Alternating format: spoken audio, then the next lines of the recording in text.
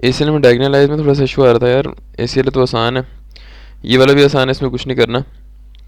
Equation बनानी होती है बेसिक, पहले ये थोड़ा सा बता दूँ। यहाँ पर देखो ये इन क्या हो रहा है इस पॉइंट पर, 500 plus 300 is equal to x1 plus x3। इस तरह छः इक्वेशन बनेंगी, मैट्रिक्स से सॉल्व कर लेना नॉर्मल। यार यहाँ पर डायगोनलाइज का थोड़ा सा इशू आ रहा है, सही है।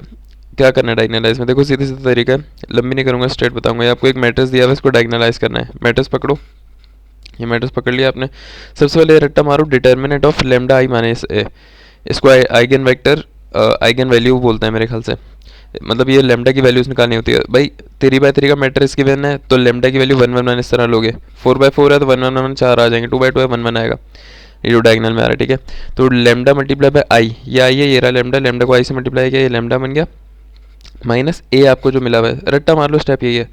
ये करोगे, इनको सीधा सीधा माइनस करोगे, इनको सीधे सीधा माइनस करोगे, उसके बाद एक मैट्रिक्स बन जाएगा। इसका डिटर्मिनेंट ले लो। डिटर्मिनेंट कैसे लेते हैं, ये आएगा, ये दोनों ब्लॉक, ये आ गया, ये दोनों ब्लॉक, फिर AD minus BC, AD minus BC। इस तरह से पूरे डिटर्मिनेंट ले लो। जब लोगे तो आपकी पूरी एक इक्वेशन बन जाएगी। और आपने याद रखना है इसका डिटर्मिनेंट बराबर होगा 0 के, जब भी डायगोनलाइज करोगे। अच्छा एक और चीज़ है, जब इसको डायगोनलाइज नहीं करते हैं ना, जब इसको करेक्टरिस्टिक इक्वेशन बनाते हैं तब I guess A minus lambda I करते हैं, वो देख लेना एक बार। मैं सिर्फ इसका प्रोसेस बता रहा हूँ। तो बेसिक आपने ये बना लिया। इसको कैलकुलेटर में डालो, क्यूब रूट है तो मतलब 3 वैल्यूज़ आएंगी। तो ये 1 और 2 3 मतलब रिपीट होती है। यहाँ तो ऐसा होता है कि 2 बार 1 1 बार 2 आता है, या 1 बार 1 और 2 बार 2 आ रहा होता है। इस तरह की वैल्यूज़ आते हैं, वो भी हमें पता चल जाएगा।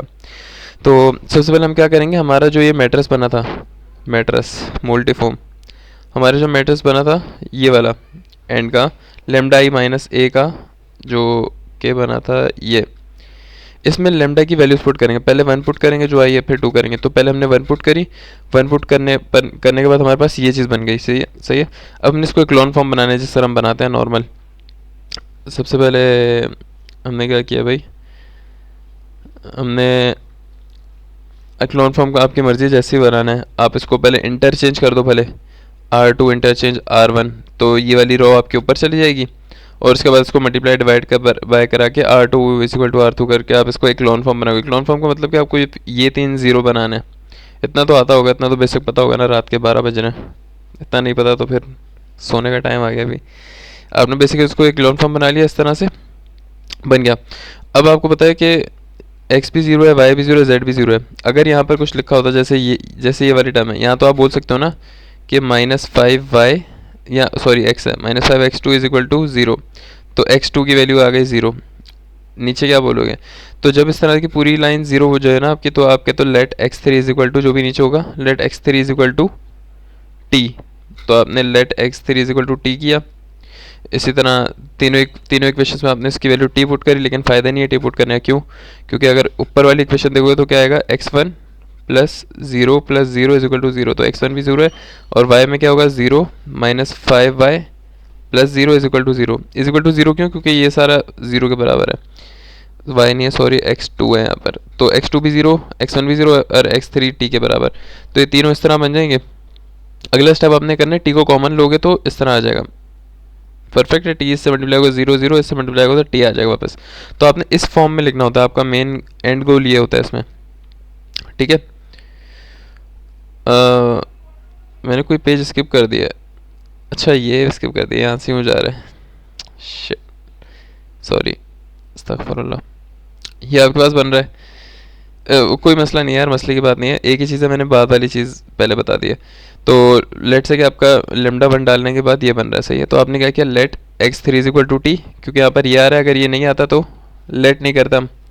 तो let x3 is equal to t, t let हो गया। अब यहाँ पर वैल्यू डालो, ये क्या बनेगा, माइनस का 8x2, ये बनेगा माइनस का x3 इज इक्वल टू 0।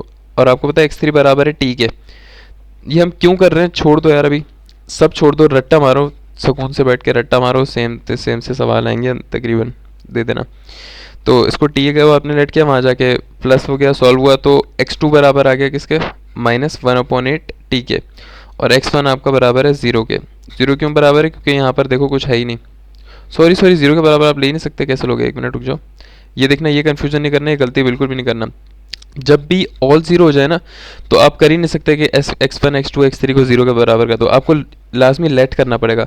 तो आपने लेट जैसे यहाँ पे टी किया था ना x3 के लिए, वैसे यहाँ पर आप करोगे late x1 is equal to कुछ भी का नाम कर दो, s देते हैं वैसे हम, तो let x1 is equal to s।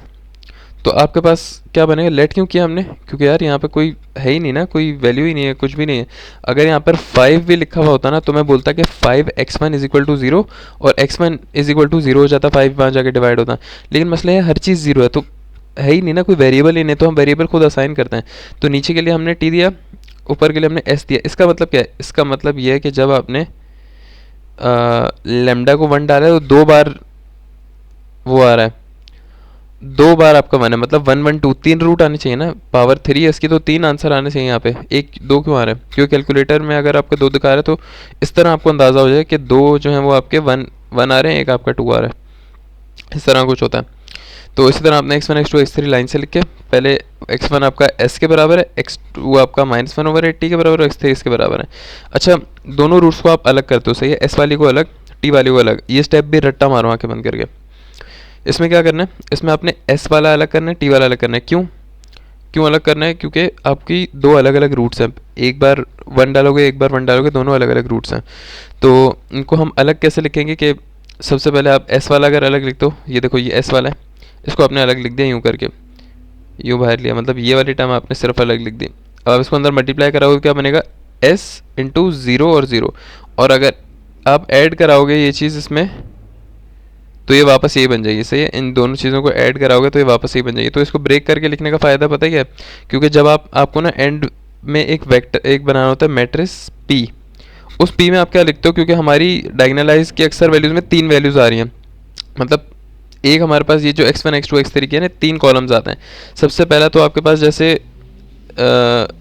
एक ये आ गया, एक ये आ गया, और दूसरा तीसरा वाला हमारा अगली बार जब लेमडा को हम 2 डालेंगे तो आएगा हमारे पास। तो हम तीनों कॉलम को क्या करते हैं, p की वैल्यू में डालते हैं, जैसे p की वैल्यू में ये पहला कॉलम, ये दूसरा कॉलम, तीसरा कॉलम, इस तरह हम लोग p वेक्टर एक नया मैट्रिक्स बनाते हैं। तो ये रूल है, इसको रट्टा मार लो, इसमें कोई मसले वाली बात नहीं है। इसको हमने s को हमने क्यों अलग किया, क्योंकि अगर मैं अलग नहीं करता ना, तो यहाँ पर एक कॉलम बनता और यहाँ पर मेरा दूसरा कॉलम बनता दूसरे वाले डालने से, तो मेरे पास 2 कॉलम होते, मुझे चाहिए 3, क्योंकि ये 3 का मैट्रिक्स है, तो मुझे 3 मैट्रिक्स चाहिए। तो ज़ाहिर है 3 क्यूब अगर मेरे पास इक्वेशन बनी थी तो मेरे पास 3 रूट होने चाहिए, 3 रूट का मतलब ये है कि 3 कॉलम होने चाहिए आपके पास।